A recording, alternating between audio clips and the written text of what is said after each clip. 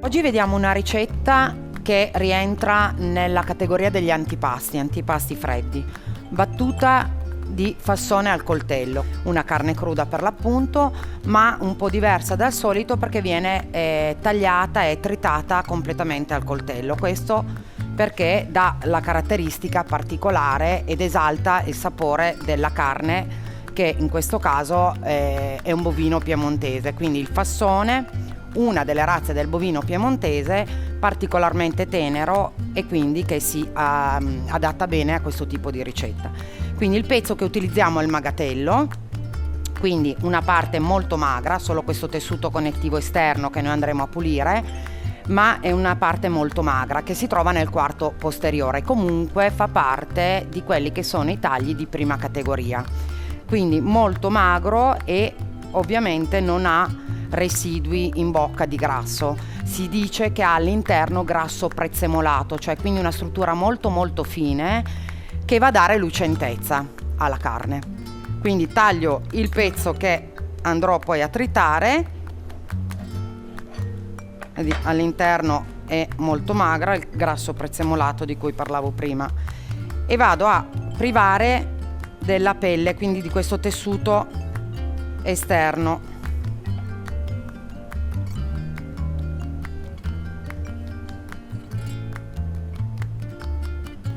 Il pezzo risulta perfettamente pulito, quindi privo di parti, pelle o grasso.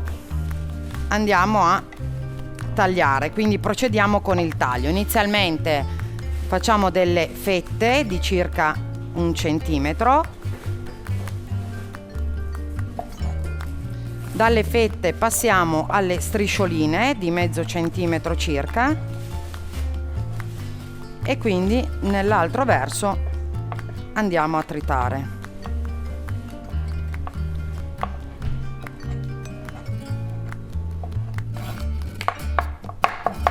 E passiamo ancora il coltello in questo modo, in modo da tritare il meglio possibile.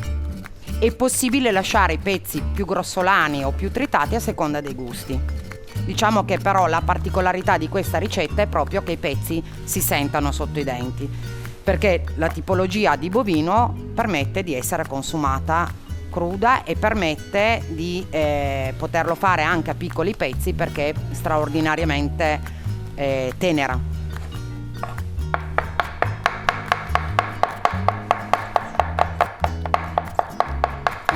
A questo punto ritiriamo la parte già battuta, la mettiamo in un contenitore.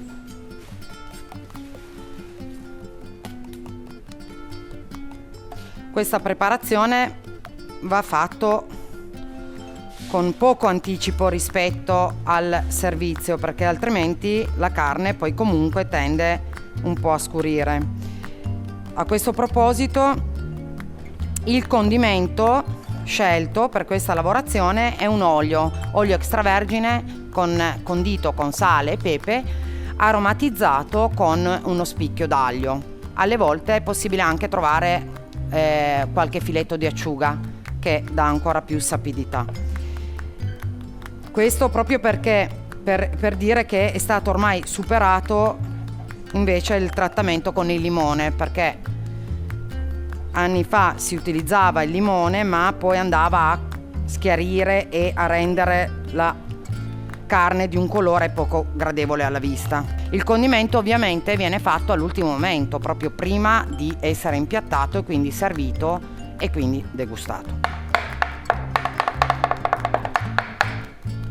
Il fassone piemontese viene anche chiamato bovino piemontese della coscia. Questo perché c'è stata proprio un'ipertrofia muscolare, cioè hanno queste cosce particolarmente sviluppate.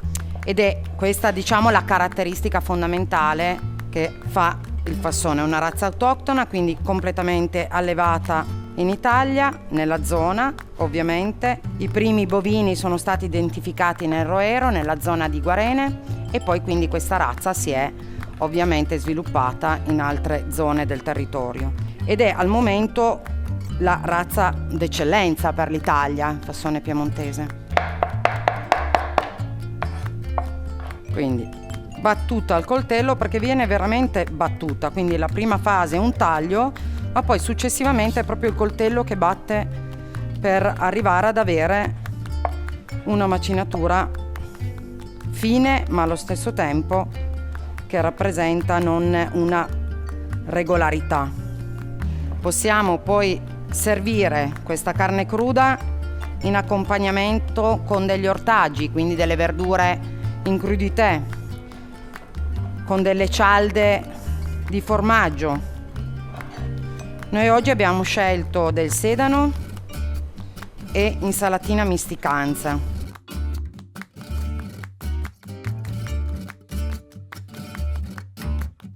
Quindi giriamo bene. Abbiamo preparato l'insalatina misticanza per accompagnare questa preparazione e del sedano, quindi si è ben amalgamato.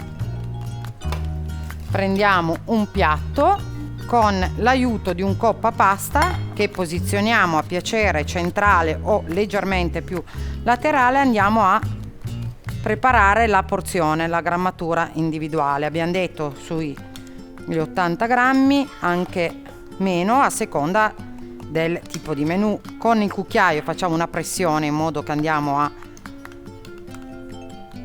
riempire completamente il coppa pasta e quindi a dare la forma, e a piacere possiamo disporre le insalatine come meglio crediamo, quindi intorno, quindi solo da un lato, come base dove poi appoggiare sopra il nostro piatto. Quindi a questo punto mettiamo ancora un filo di olio che abbiamo tenuto da parte con il biberon. Abbiamo preparato delle cialde di formaggio grattugiato e farina di mais che possiamo accompagnare in questo modo nel piatto. Quindi questa preparazione battuta di fassone al coltello è pronta.